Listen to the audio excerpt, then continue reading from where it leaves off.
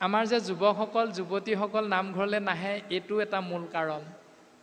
কাৰ জীয়েক কালে পলাই গ'ল এইখিনি কথা ঘৰত আলোচনা কৰে নামঘৰৰ পৰা গৈ। সেইকাৰণে সন্তানে ভাবে নামঘৰত চাগে এইবিলাক কথাই ওলায় যে কাৰ শ্ৰাদ্ধ কোনে কৰে কোনে কৰি খায়। ইও ব্ৰাহ্মণৰ জীৱিকাৰ একমাত্ৰ উপায়, দ্বিজৰ জীৱিকাৰ একমাত্ৰ উপায়। এতিয়া শ্ৰাদ্ধপিণ্ড ভকতৰ কৰ্ম নহয়, ব্ৰাহ্মণৰ জীৱিকাৰ উপায় বুলি কোৱা হৈছে দান দক্ষিণা শ্ৰাদ্ধপিণ্ড। ৰাম মুখৰু ঈশ্বৰ অৱশ্যকে দিবা গতি, মাগুহু সকামি আমি ভুকুতি মুকুতি।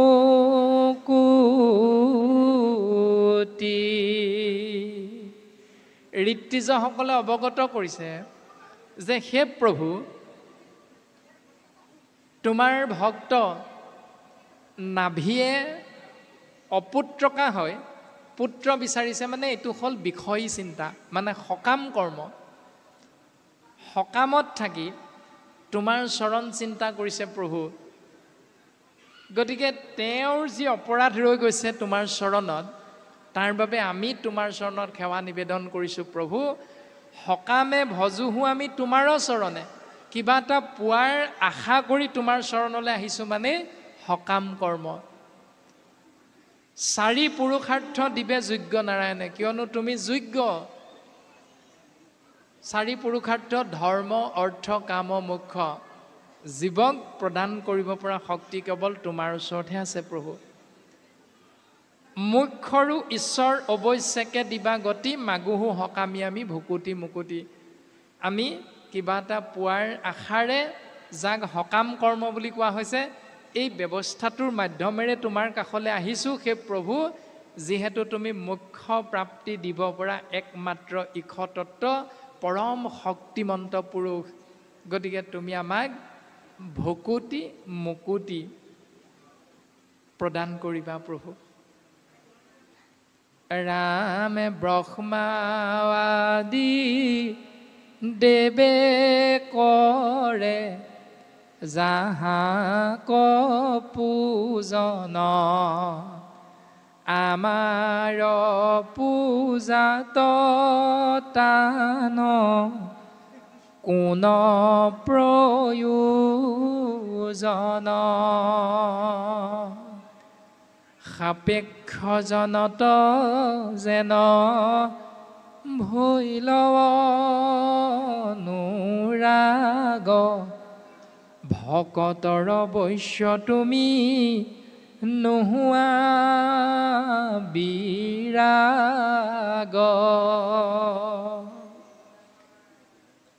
ব্ৰহ্মা আদি ৩৩ কোটি দেৱতাই তোমাৰ চৰণত প্ৰত্যেক দিনাই প্ৰত্যেক মুহূৰ্ততে সেৱা নিবেদন কৰি আছে। তেনে ক্ষেত্ৰত আমি তোমাক সেৱা কৰাৰ ধৃষ্টতা হ'ব প্ৰভু। কিন্তু তথাপিতো তোমাৰ চৰণত আমি সেৱাভাগ নিবেদন কৰা হৈছে। যেনেধৰণে তুমি হনুমন্ত, বিভীষণ, প্ৰহ্লাদ আদিৰ মহাভক্তৰ সেৱা গ্ৰহণ কৰা, তদনুৰূপ তুমি আমি মহামূঢ়মতীৰো সেৱাভাগ গ্ৰহণ কৰি আমাক এক কণিকা কৃপা কৰিবা প্ৰভু। কিয়নো তুমি যে ভকতৰ দাস, তুমি যে ভকতৰ বৈশ্য প্ৰভু, এই কথাটো আমি কিঞ্চিতমান জনা হৈছে। সেইকাৰণে তোমাৰ চৰণত আমি সেৱাভাগ নিবেদন কৰা হৈছে প্ৰভু।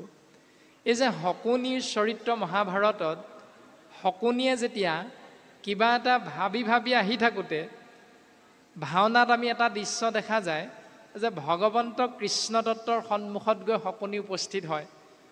আৰু তেতিয়া শকুনিয়ে এটা বাক্য কয়, আও আজি আমাৰ পৰম সৌভাগ্য, সাক্ষাৎ যদুপতিৰ আগতে ওলালহি। আৰু দুইজনৰ মাজত কথোপকথনত প্ৰকাশিত হয়, বোলে মামা মই তোমাৰ কথাকে ভাবি আছিলোঁ।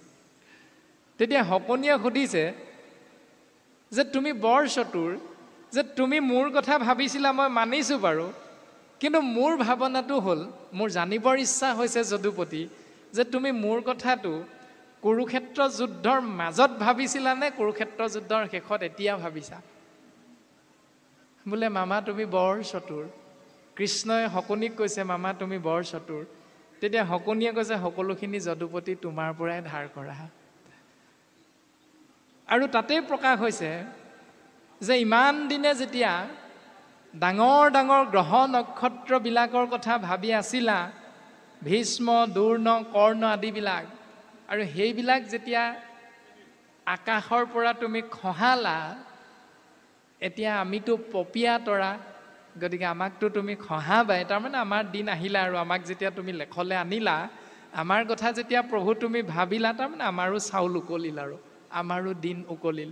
এই যিটো দৰ্শন, ইয়াতো সেই কথাটোকে প্ৰকাশমান হৈছে বৰ্তমান, যে ব্ৰহ্মা আদি দেৱতাসকলে তোমাকতো সদায় সৰ্বদা সেৱা কৰিয়ে থাকে প্ৰভু। আমিতো তোমাক সেৱা কৰিলে আমাৰ জানো সেৱা ভাগলৈ তোমাৰ চকুত পৰিব প্ৰভু? কাৰণ সেইসকল মহান মহান দেৱতাই তোমাক সদায় সেৱা কৰি থাকে। ইমান মহান মহান যজ্ঞ কৰ্মৰ জৰিয়তে তোমাক সেৱা কৰোঁতে সেইবিলাক পূজা বা যজ্ঞৰ দৰ্শন তুমি আশ্ৰয় নকৰি, সেৱা গ্ৰহণ নকৰি, আমাৰ নিচিনা ক্ষুদ্ৰ মনুষ্যৰ সেৱা তুমি জানো গ্ৰহণ কৰিবা প্ৰভু? তথাপিতো আমি জানিছোঁ প্ৰভু, ভকতৰ অৱশ্য তুমি নোহোৱা বিৰাগ, তুমি ভকতক অৱজ্ঞা নকৰা প্ৰভু, তুমি ভকতৰ বৈশ্য, ভকতৰ দাস। সেইকাৰণে আমাৰ বিশ্বাস, আমি আগবঢ়াই দিয়া তোমাৰ ভক্ত নাভিৰ যি সেৱা, পুত্ৰ কামনা, সেইটো তুমি নিশ্চয় পূৰণ কৰিবা প্ৰভু। ৰামে যাৰ দৃষ্টি পথে তুমি গৈলা দামোদৰ, ইহাতে অধিক আৰু আছে কোন বৰ।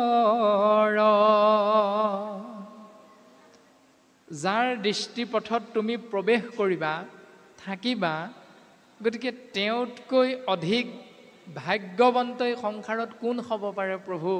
তুমি আমাক কৃপা কৰা। বৈৰাগ্য অনলে দহিলেক কৰ্ম ফল, আত্মাতে ৰময় যাৰ ইন্দ্ৰিয়সকল। হে প্ৰভু, তুমি ২৪ তত্ত্বৰে গঠিত সমস্ত ভূততে ব্যাপ্তমান হৈ আছা পৰম আত্মা ৰূপত, যাক আমি সকলোৱে জীৱ বুলি কওঁ। সি খবৰ দুৰ্লভ তোমাক দৰিখন, সিহে দেখে কৰে যিটো শ্ৰৱণ কীৰ্তন। তোমাক দৰ্শন পোৱাটো দুৰ্লভ যদিও প্ৰভু, কিন্তু এটা পথ শাস্ত্ৰসন্মতে আমি বুজিব পাৰিছোঁ কি?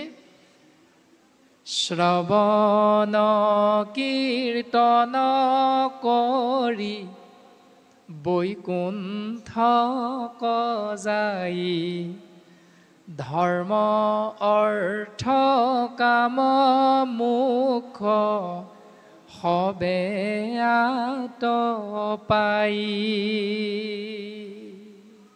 শ্ৰৱণ কীৰ্তন স্মৰণ অৰ্চন বন্দন পদসেৱন দাস্য সখিত্ব আত্মনিবেদন, এই ৯বিধ ভক্তি দৰ্শন গুৰুজনাই দিছে, যে যদ্যপি ভকতি নৱবিধ মাধৱৰ, শ্ৰৱণ কীৰ্তন আতি মহাশ্ৰেষ্ঠতৰ।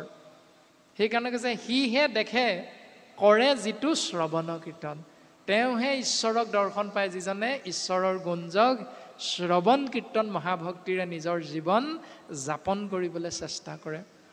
এনেধৰণে ঋষি সমস্তই যেতিয়া নাভিৰজাৰ হৈ ভগৱন্তৰ চৰণত সেৱা নিবেদন কৰিলে, ভক্তৰ সেৱাত সন্তুষ্ট হৈ ভগৱন্ত পুৰুষে তেৰা সমস্তৰ আগত প্ৰতিশ্ৰুতি দিলে, ৰাম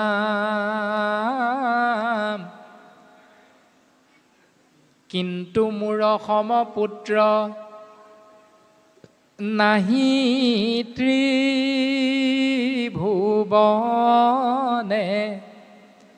কলায়ে জন্মিব মই নাভিত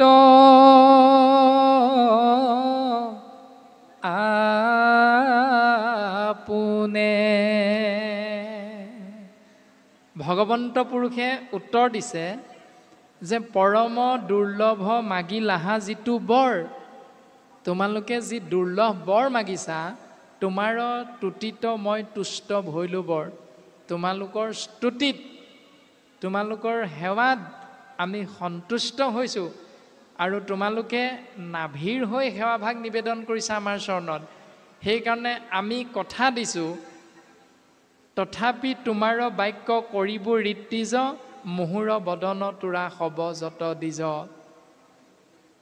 সেই ঋষিমুনিসকল তোমালোকে শুনা, মোৰ দৰে এটি পুত্ৰ সন্তান তোমালোকে কামনা কৰিছা, কিন্তু মোৰ সম পুত্ৰ নাহি ত্ৰিভুৱনে। মোৰ সমানটো অন্য এটা পুত্ৰ স্বৰ্গমৰ্ত্য পাতালত হ'ব নোৱাৰে। মই নিজে গ'লেহে মোৰ নিচিনা পুত্ৰটো হ'ব। সেইকাৰণে ভক্তৰ স্তুতিত সন্তুষ্ট হৈ ভগৱন্ত নাৰায়ণে প্ৰকাশ কৰিছে, কলায়ে জন্মিব মই নাভিটো আপোনে। মই কলা অৱতাৰ হিচাপে নাভিৰ গৃহত গৈ জন্মগ্ৰহণ কৰিম। হেন শুনি নৃপতিৰ ৰংগ ভৈলা মনে, সভাৰ্যে নমিলা পৰি কৃষ্ণৰ চৰণে। পতি পত্নী দুইজনে ভগৱন্তৰ চৰণত আনন্দিত মনেৰে পুনশ্চবাৰ সেৱাভাগ নিবেদন কৰিছে। আৰু তাৰ পাছত নাভিৰ গৃহত ঋষভৰ জন্ম, পুত্ৰোৎপাদন আৰু ৰাজ্য পালন। এতিয়া এইখিনিলৈকে যিখিনি নীতি নিয়মৰ দৰ্শন দিলে, এই নীতি নিয়মৰ দৰ্শনখিনি আমি বাস্তৱসন্মত পৃথিৱীখনত এটা কথা সকলোৰে জ্ঞাত, যে আবেলি ধান ৰ'দত দিলে শুকায় নে নুশুকায়? আইসকলে বেছিকৈ জানিব। বাপজনক ক'লে বোলে ভঁৰালৰ পৰা ধানখিনি উলিয়াই দিবচোন, ৰ'দত দিব লাগিব, তাৰপাছত আপুনি মিললৈ নিব লাগিব, চাউল নাইকিয়া হৈছে, আগতীয়াকৈ আজি ৰ'দটো ইমান ভাল, গতিকে আপুনি উলিয়াই দিব ধানৰ বস্তাকেইটা, মই ৰ'দত দিম। বাপজনে যদি কয় বোলে মই আমুকৰ ঘৰত নাম এষাৰ আছে, নামৰ পৰা আহি আবেলি 4টামান বজাত উলিয়াই দিম, হ'বনে? আইগৰাকীয়ে হ'ব বুলি কয় নে নহ'ব বুলি কয়? নহ'ব বুলি কয়। মানে আবেলি ধান ৰ'দত দিলে নুশুকায়। তাৰপাছত পকা ধাননিত সাৰ দিলে ধানৰ উৎপাদন বৃদ্ধি হ'বনে নহয়? নহয়। ক'ত সাৰ দিব লাগিব? পকা ধাননিত সাৰ দিয়াৰ বিপৰীতে আমি সাৰ কেতিয়া প্ৰয়োগ কৰিব লাগিব? যেতিয়া ৰুই উঠিম, তাৰ অলপ দিনৰ পাছত সজাল ধৰিবলৈ, শক্তি পাবলৈ আমি তেতিয়াই যদি নিয়মিত পৰিমাণৰ সাৰ ব্যৱহাৰ কৰোঁ, তেতিয়াহ'লে নিৰ্দিষ্ট সময়ত আমি সেই ৰোৱাৰ পৰা ধানৰ উৎপাদনটো যথেষ্ট পৰিমাণে আমি লাভ কৰিব পাৰিম। তাৰ দ্বাৰা কি বুজিব পৰা গ'ল? যে যেতিয়া আমাৰ 60ৰ উৰ্ধৰ হয় বাপ আইসকলৰ, বৃদ্ধ অৱস্থালৈ যেতিয়া আমি পৰিণত হওঁ, স্বাভাৱিকতে বিজ্ঞানসন্মতভাৱে এগৰাকী আয়ে 45ৰ পৰা 55 বছৰলৈকে সন্তান জন্ম দিব পৰা ক্ষমতাটো থাকে, এইটো বিজ্ঞানসন্মত।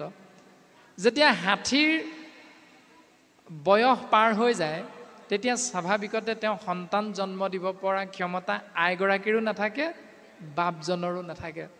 সেইকাৰণে সেইবিলাক হ'ল পকা ধান। গতিকে পকা ধাননিত সাৰ দিলে আপুনি মই বিচৰা ধৰণে উৎপাদন কৰিব নোৱাৰোঁ। সেইকাৰণে শাস্ত্ৰই কৈছে সেউজীয়া সজাল ধৰা ৰোৱা, সেই সময়খিনিত যদি নিৰ্দিষ্ট সময়খিনিত যদি সাৰ দিয়া যায়, তেতিয়াহ'লে নিৰ্দিষ্ট সময়ত উৎপাদনটো ভাল হ'ব।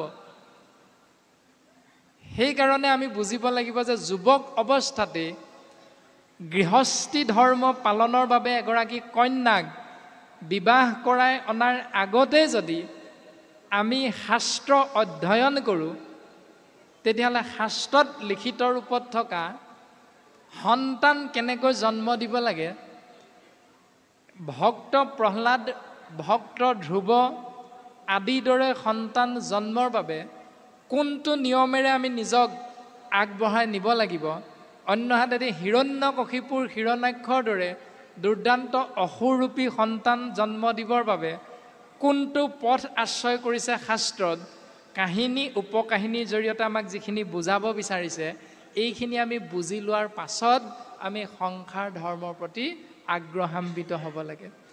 গতিকে ভাগৱত প্ৰকৃততে আমাৰ সাংসাৰিক দৃষ্টিত সাম্প্ৰতিক সময়ত যুৱক সমাজৰ মাজত কি বুলি প্ৰচাৰ হয়, যে কীৰ্তন দশম ঘোষা ৰত্নাৱলী পঢ়াৰ বয়স আমাৰ এতিয়া নাই হোৱা, এইবিলাক পঢ়াটো বুঢ়াবিলাকৰহে কাম। এইটো হ'ল যুৱ সমাজৰ চিন্তা সাম্প্ৰতিক সময়খিনিত। কিন্তু শাস্ত্ৰই জানো সেইখিনি কথা ক'লে? নিশ্চয় নাই কোৱা। গতিকে আমি ভাল সন্তান জন্ম দি এখন সুন্দৰ সমাজ গঠনৰ ক্ষেত্ৰত সুস্থ বাতাবৰণ সুস্থ পৰিৱেশ ৰচনা কৰিবৰ বাবে আমি কোনটো পথেৰে আগবাঢ়িব লাগিব ভাগৱত নামৰ মহন্ত পুৰাণ সূৰ্য পুৰাণ এই উত্তম শাস্ত্ৰভাগীয়ে সুন্দৰ নীতি নিয়ম আমাক বান্ধি দিছে আৰু সেই নীতি নিয়ম বৰ্তমান নাভি ৰজাই পালন কৰিছে যে তেওঁ অপুত্ৰকা আছিল তেওঁৰ এগৰাকী সুন্দৰ ধৰ্মপত্নী আছিল সেইগৰাকী থকাৰ পাছতো তেওঁ অপুত্ৰকা হৈ এটা দুখৰ মাজত আছিল আৰু সেই দুখটোৰ পৰা পৰিত্ৰাণ পাবলৈ তেৰাই সৰ্বশক্তিমান ঈশতত্ব কৃষ্ণদেৱৰ চৰণ কমলত সেৱা নিবেদন কৰিছে আৰু কাক আশ্ৰয় কৰি ব্ৰাহ্মণক আশ্ৰয় কৰি অৰ্থাৎ দেৱতো তীৰ্থতো কৰি ভকতেখে বৰ ভকতক ভজিলে গোচয় কৰ্মজৰ কপিল প্ৰভুৰ দ্বাৰা মাতৃ দেৱহূতিৰ আগত প্ৰকাশ হৈছে যে ভকত প্ৰতিমা মূৰ দুই অধিষ্ঠান দুইকো পূজা দৰ্শনে কৰিবা আতিমান ভকত সকলে যেবে কৰৈ আশীৰ্বাদ তেবেখে মিলয় হিতু কৃষ্ণৰ প্ৰসাদ এতিয়া ভকতৰ আশীৰ্বাদ ললো কেতিয়া মেট্ৰিক পৰীক্ষাৰ 3 দিনমান আগত ইয়াত যে ঋত্বিজসকলে ভগৱন্তৰ চৰণত সেৱা জনাইছে কাৰ হৈ নাভি ৰজাৰ হৈ ঠিক তেনেকৈ আমাৰো পিতৃ মাতৃসকলে নামঘৰত গৈ চাকি এগছ দিয়েগৈ কাৰ কাৰণে নিজৰ সন্তানটোৱে ইণ্টাৰভিউ এটা দিবলৈ যাব সেই দিনাৰ পৰা 4 দিনৰ পাছত সেইকাৰণে সেই প্ৰভু সন্তানটোৱে যাতে চাকৰিটো পায় তুমি অকণমান কৃপা কৰিবা নহ'লে পিতৃ মাতৃ যাব নোৱাৰিলেও সন্তানক উপদেশ দিয়ে যে যোৱাচোন কোনটো আমুকৰ গাঁৱত ভাগৱত পাঠ ব্যাখ্যা হৈছে তাতে তুমি চাকি এগছ দি থৈ আহিবা আকৌ গীতা শাস্ত্ৰতো লিখা আছে গীতা যদি কোনোবাই দান দিয়ে তেতিয়াহ'লে মনোমত ভাৰ্যা লাভ কৰে গতিকে দৰা নোপোৱা ছোৱালীজনীৰ বাবে পিতৃ মাতৃয়ে কয় আইজনী তুমি আমুকৰ গাঁৱত আমুকৰ ঘৰত ভাওনা ভাগ হৈছে তাতে শ্ৰীকৃষ্ণ গীতা ভাগ দান দিবা তুমি বিচৰা ধৰণে দৰাটো লাভ কৰিব পাৰিবা ক'ৰবাত কোনোবাই কিবা বান্ধি থৈছে নেকি গাঁঠি লাগি আছে নেকি গতিকে মুকলি হ'বৰ বাবে গীতা ভাগ দান দিবা এতিয়া এইবিলাক আমাৰ সংসাৰ ধৰ্মত প্ৰচলিত কথা কিন্তু তাৰ তাত্ত্বিক দৰ্শনবিলাক কি এতিয়া সেইটোতে আমি মংগল হ'বনে নহয় বুজিব পাৰিম ঠিকেই আছে যে গুৱাপান অৰিহণা সহ বন্তি এগছ আগবঢ়াইছোঁ সন্তানৰ মেট্ৰিক পৰীক্ষাৰ 2 দিনৰ আগত সন্তানৰ ইণ্টাৰভিউ 3 দিনমান আগত আৰু সন্তানৰ ভগৱন্তৰ পৰা কৃপা লাভ হ'ল কৃপা লাভত সন্তানটোৱে মেট্ৰিকত সুখ্যাতিৰে উত্তীৰ্ণ হ'ল আৰু সন্তানটোৱে ইণ্টাৰভিউত উত্তীৰ্ণ হৈ চাকৰিটো লাভ কৰিলে এতিয়া প্ৰশ্ন হ'ল ধন্যবাদটো কাক দিলোঁ খবৰটো পোৱাৰ পাছত কাক দিয়ে ধন্যবাদটো কওকচোন বাৰু আপোনালোকে ভগৱন্তক দিয়েগেনে ধন্যবাদটো কোনো নাযায় যেতিয়া খবৰটো ওলালে সেইদিনা নামঘৰৰ কথাটো পাহৰিলে আৰু সেইদিনা মুঠতে ঘৰলৈ আলহীৰ সোঁত বোলে আৰু সদৌ শেষত মানুহৰ হেঁচাত পৰিয়ে হওক বা নিজৰ নাকটো বচাবৰ বাবেই হওক ধন্যবাদটো কাক দিলেগে গঁৰালৰ পৰা অনা 2টা আমলৰীয়া হাঁহক দিয়েনে ধন্যবাদটো 3টামান ব্ৰইলাৰক ধন্যবাদটো দি দিব বেচেৰাকেইটা দুখটো কি আছিল বাৰু ভগৱন্তৰ ওচৰলৈ গ'লা সেৱাভাগ নিবেদন কৰিলা স্তুতি কৰিবলৈ শক্তি নাই যদিও বোলে আমি যে একেবাৰে পাঠ্যপুথিত সৰুতে এটা পদ্য পাইছিলোঁ যে হে প্ৰভু তুমি ক'ত আছা তোমাক আমি দেখাও পোৱা নাই তুমি ক'ত আছা আমি নাজানো প্ৰভু তুমি আমাক ক'ব লাগে সেই ভাৱনাটোক কেন্দ্ৰ কৰি মুখ্য কৰি এটা কবিতা প্ৰকাশ হৈছে আমি সকলোৱে পাঠ্যপুথিত এইটো পাইছিলোঁ হয়তো যে নিচিনো তোমাক ক'ত আছা প্ৰভু আমি অতি সৰু ল'ৰা চিঞৰি চিঞৰি মাতিলে তোমাক নামাতা দূৰৰ পৰা সেই প্ৰভু তুমি কিমান দূৰত আছা তুমি ক'ত আছা আমি তাৰ একো উৱাদি পোৱা নাই তথাপিতো আমি তোমাৰ চৰণলৈ আহিছোঁ কৃষ্ণ বুলি কৈ মূৰটো দুৱাইছোঁ তথাপিতো ভগৱন্ত সন্তুষ্ট হৈ পৰীক্ষাত সকলোখিনি মনত পেলাই দিছে সুখ্যাতিৰে উত্তীৰ্ণ কৰাই দিছে চাকৰিটো তোমাকেই দিছে তাৰ পাছত কিন্তু ধন্যবাদটো দিবলৈ নামঘৰলৈ যোৱাৰ নামেই নুলিয়ালোঁ আৰু ধন্যবাদটো দি দিলোঁ সেই নিৰীহ প্ৰাণীকেইটাক এইটো হ'ল আপোনাৰ মোৰ এই সংসাৰ ধৰ্ম পালন কৰি থাকোঁতে কৰা অহিত চিন্তা, এতিয়া এনেকুৱা অপকৰ্মৰ পৰা আমি নিজক আঁতৰাবলৈ চেষ্টা কৰিব লাগিব। আৰু আঁতৰাই আনি শাস্ত্ৰই যেনেধৰণে আমাক নাভি ৰজাৰ হৈ ব্ৰাহ্মণসকলে ভগৱন্তৰ চৰণত সেৱা জনাইছে, আৰু নাভি ৰজায়ো পোনপটীয়াভাৱে তেওঁ ধৰ্মপত্নীক লগত লৈ সেৱাভাগ নিবেদন কৰিছে। প্ৰত্যেকটো দৰ্শন আমি জানি বুজি লৈ শাস্ত্ৰসন্মতে যদি নিজৰ জীৱনটো আগবঢ়াই দিওঁ, তেতিয়াহ'লে নিশ্চিত ৰূপত আপুনি মই বিচৰা ধৰণে ঈশ্বৰৰ পৰা কৃপা লাভ কৰিব পাৰিম। ঘড়ীৰ কাটা হিচাপত দিবা নৈশজোৰা এটা দিনত 24 ঘণ্টা থাকে। তাৰে দিনৰ ভাগত 12 ঘণ্টা, ৰাতিৰ ভাগত 12 ঘণ্টা।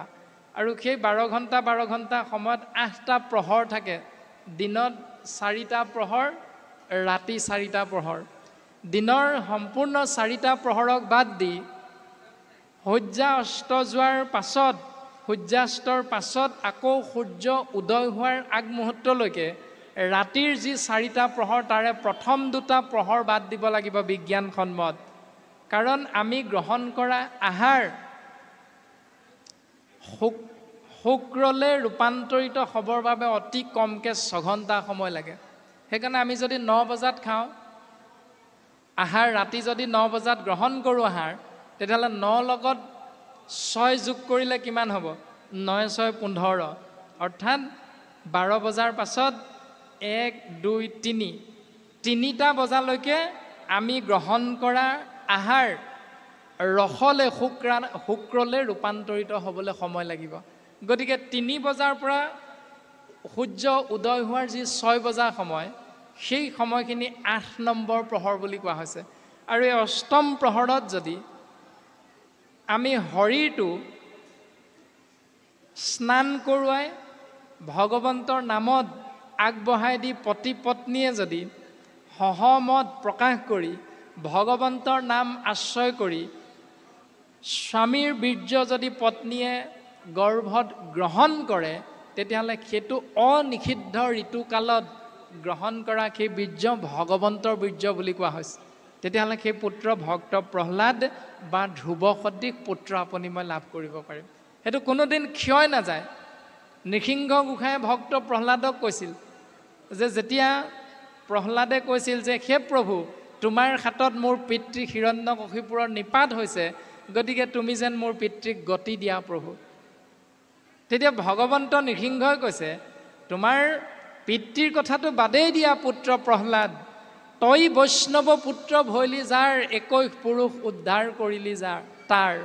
তোৰ নিচিনা এজন বৈষ্ণৱ পুত্ৰৰ জন্ম যিটো বংশত হ'ব, সেই বংশত অতীতৰ 7 পুৰুষ আৰু ভৱিষ্যতৰ 14 পুৰুষ পৰ্যন্ত 21 পুৰুষ এই সংসাৰৰ পৰা মোৰ কৃপাধন্য হৈ পৰম গতি লাভ কৰিব পাৰিব।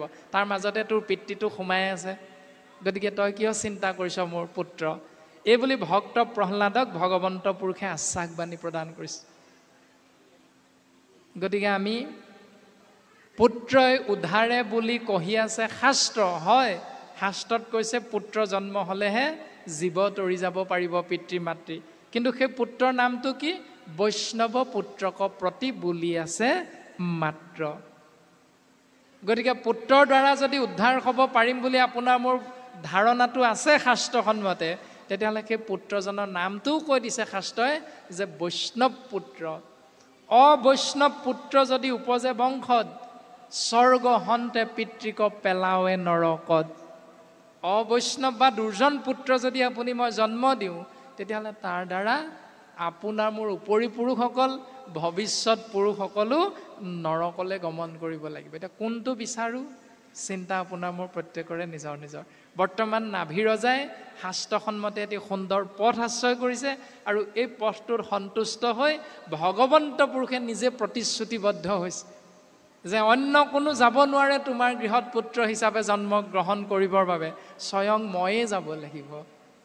কাৰণ তুমি মোৰ নিচিনা পুত্ৰহে বিচাৰিছা, গতিকে মই গ'লেহে মোৰ নিচিনা পুত্ৰ হ'ব। আমি চিন্তা কৰাটো অতীৱ প্ৰয়োজন। তাৰপাছত ঋষভৰ জন্ম হৈছে। এৰাম নামত ঋষভ দেৱ মাধৱ কলা নাভিৰ গৃহত আখি জনম লভিলা। ঋষভ নামেৰে কলা অৱতাৰ ধাৰণ কৰিছে ভগৱন্ত পুৰুষে নাভিৰজাৰ গৃহত। তাৰ পাছত ৰাম ধ্বজ ব্ৰজ অংকুশে অংকিত পদতল ঈশ্বৰৰ চিহ্ন যত আছয় সকল মহাশান্ত মূৰ্তি শুদ্ধময় কলেবৰ পৰম সুহৃদ ভৈলা সমস্ত লোকৰ। ধ্বজ ব্ৰজ অংকুশ যৱ পদ্ম এই পঞ্চচিহ্ন ভগৱন্তৰ চৰণত থাকে আৰু পঞ্চচিহ্ন সহিতে ভগৱন্ত পুৰুষে কলা ৰূপত অৱতাৰ ধাৰণ কৰিছে। নাম হ'ল ঋষভ। মহাশান্ত মূৰ্তি, শুদ্ধময় কলেবৰ আৰু সকলোৰে প্ৰিয় ভাজন হৈ এই সংসাৰত জন্মগ্ৰহণ কৰিছে। এই ৰাম সমস্ত গুণতে শ্ৰেষ্ঠ ভৈলা যি কাৰণে নামত ঋষভ দেৱ থৈলা দি জগনে। তেওঁৰ নামটো ঋষভদেৱ কিয় ৰাখিলে? তেওঁ সকলো গুণতে শ্ৰেষ্ঠ বুলি কোৱা হৈছে। সত ৰজ তম তিনি গুণ, এই তিনি গুণৰ ভিতৰত শ্ৰেষ্ঠ হ'ল সতগুণ আৰু এই সতগুণত তেওঁ শ্ৰেষ্ঠৰো শ্ৰেষ্ঠ বুলি প্ৰকাশিত হৈছে। গতিকে দ্বিজসকলে ব্ৰাহ্মণসকলে সেইকাৰণেই সেই নাভিৰজাৰ সন্তানটোৰ নাম ৰাখিলে ঋষভ। আৰু তেনেতে এটা ঘটনা ঘটিছে। অ হেন শুনি বাসৱৰ ক্ৰোধ ভৈল জাত মোত কৰি শ্ৰেষ্ঠ ভৈলা ইহাৰ প্ৰতাপ।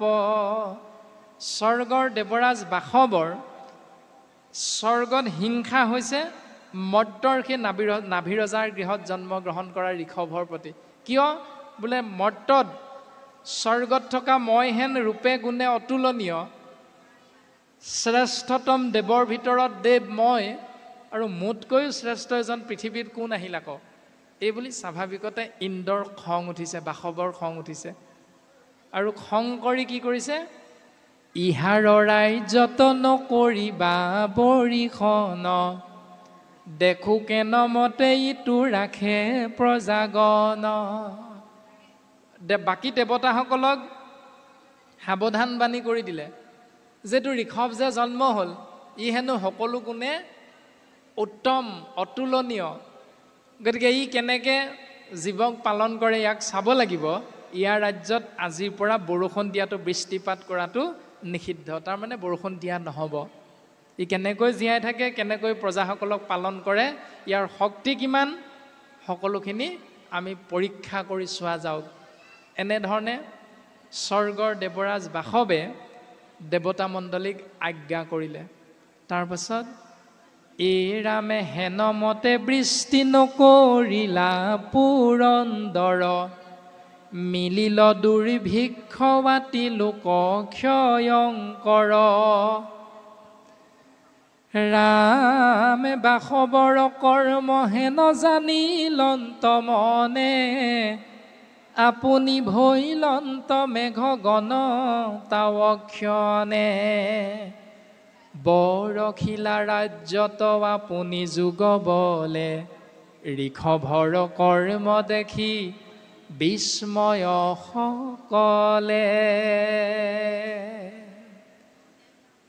যেতিয়া ঋষভদেৱে গম পালে, বুজি পালে যে অকাল অনাবৃষ্টি দুৰ্ভিক্ষ হৈছে, স্বৰ্গৰ দেৱৰাজ ইন্দ্ৰই পুৰন্দৰে বৰষুণ নিদিয়াৰ সিদ্ধান্তটো ল'লে, সেইকাৰণে ঋষভ প্ৰভুৱে কি কৰিলে? নিজেই মেঘলৈ ৰূপান্তৰিত হৈ গ'ল। যিহেতু তেওঁ ভগৱন্ত, বাসৱৰ কৰ্ম হেন জানিলন্ত মনে, মনেৰে যেতিয়া জানিলে যে সকলোখিনি কৰ্ম ইন্দ্ৰৰ দ্বাৰা হৈ আছে, সেইকাৰণে তেওঁ নিজে কি কৰিলে, আপুনি ভৈলন্ত মেঘ গণ তাৱক্ষণে, তেওঁ নিজে মেঘলৈ ৰূপান্তৰিত হৈ গ'ল। তাৰপাছত বৰশিলা ৰাজ্যত আপুনি যোগ বলে, যোগ বলেৰে তেওঁ নিজৰ ৰাজ্যত বৰষুণ দি ল'লে। ঋষভৰ কৰ্ম দেখি বিস্ময় সকলে, তেতিয়া ঋষভৰ সেই কৰ্ম দেখি সকলোখিনি প্ৰজাবৃন্দ বা স্বৰ্গৰ দেৱতা সকলো বিস্ময়াভিভূত হৈ গ'ল। আৰু লগে লগে গৰ্বচুৰ ভৈলা দেখি লন্ত সামৰাজ, কৰিলন্ত স্তুতি ইন্দ্ৰে পায়া বৰ লাজ। স্বৰ্গৰ দেৱৰাজ ইন্দ্ৰই ঋষভক স্তুতি কৰিছে, হে প্ৰভু তোমাৰ চৰণত আমি অপৰাধ কৰিলোঁ, গতিকে এই অপৰাধৰ পৰা তুমি আমাক মুক্ত কৰি দিয়া, মুকলি কৰি দিয়া, আমাক ক্ষমা কৰি দিয়া প্ৰভু। তাৰমানে তাৰ দ্বাৰাই আমাক প্ৰকাশ কৰিলে যে ৩৩ কোটি দেৱ দেৱতাৰ ভিতৰত ইন্দ্ৰও এজন। গতিকে ইন্দ্ৰক যদি আমি পূজা কৰোঁ, তেতিয়াহ'লে সেই পূজাৰ পৰা আমাৰ লাভ হ'বনে লোকচান হ'ব, সেইখিনি কথা বৰ্তমান পদবন্ধৰ ঋষভ চৰিত্ৰত সুন্দৰভাৱে প্ৰকাশিত হৈছে। এনেধৰণে আমি ৩৩ কোটি দেৱ দেৱতা যদি সেৱা কৰোঁ, তেতিয়াহ'লে তাৰ দ্বাৰা জীৱৰ বিচৰা ধৰণে মংগল নহয় নহয় নহয়। ভাগৱত শাস্ত্ৰৰ ৫ম স্কন্ধৰ ঋষভ চৰিত্ৰৰ বৰ্তমান পদে আমাক এই স্থিৰ সিদ্ধান্তটো প্ৰকাশ কৰিলে। আৰু লগে লগে ইন্দ্ৰই কি কৰিলে, ৰাম ৰাম নিজ কন্যা জয়ন্তীক তান্তে বিহাদিলা, দেৱগণ হমে ইন্দ্ৰ ৰংগে চলি গৈলা। স্বৰ্গৰ দেৱৰাজ ইন্দ্ৰই লাজ পায় ক্ষমাৰ পাত্ৰ হ'বৰ বাবে ঋষভক মন ভাল লগাবলৈ তেওঁৰ কন্যা জয়ন্তীক ঋষভলৈ বিয়া দি দিলে। উপযুক্ত বয়সো হৈছে, সেইকাৰণে ঋষভৰ চৰণত তেওঁৰ কন্যাক অৰ্পণ কৰি দিলে। আৰু জয়ন্তীৰ সহিতে ঋষভে গৃহস্থী ধৰ্ম পালন কৰি এই সংসাৰত ১০০জন পুত্ৰৰ পিতৃ হ'ল। আৰু সেই ১০০জন পুত্ৰৰ পিতৃ হৈ সেই ১০০জন পুত্ৰক কেনেকৈ পৰম জ্ঞানী কৰি তুলিব পাৰে তাৰ চিন্তা কৰি ঋষভ প্ৰভুৱে কি কৰিছে, ব্ৰহ্মাৱৰ্ত নামৰ এখন দেশত য'ত ঋষি মুনিসকল একত্ৰাপিত হৈ পৰম ব্ৰহ্মক আৰাধনা কৰে, সেই পবিত্ৰ পুণ্য ধামলৈ লৈ গৈছে। আৰু সেই পবিত্ৰ পুণ্য ধামত ইক্ষতত্ত্ব ঋষভে তেওঁ পুত্ৰসকলক পৰম জ্ঞান প্ৰদান কৰিছে।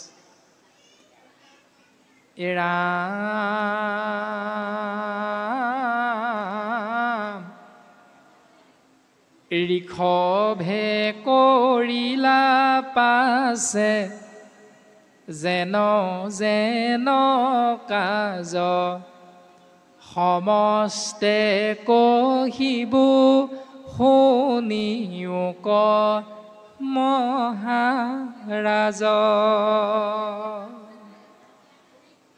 শুকগুৰুৱে ৰজা পৰীক্ষিতক কৈছে, সেই ৰাজন পৰীক্ষিত তুমি শুনাচোন, ইয়াৰ পাছত ঋষভ প্ৰভুৱে কি কৰিছে।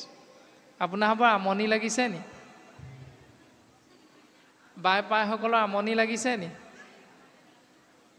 যদি আমনি লাগিছে কৈ দিব, আমি অকণমান সময় ৰৈ দিম, তাৰ পাছত আমি আকৌ আৰম্ভ কৰি দিম। আপোনাৰবৰ যদি কিবা পাতিব লগা গুপুত কথা আছে, তেতিয়াহ'লে মাইক্ৰফোনটোত আমি কথাখিনি কৈ থকাৰ বাবে হয়তো অশান্তিও হ'ব পাৰে।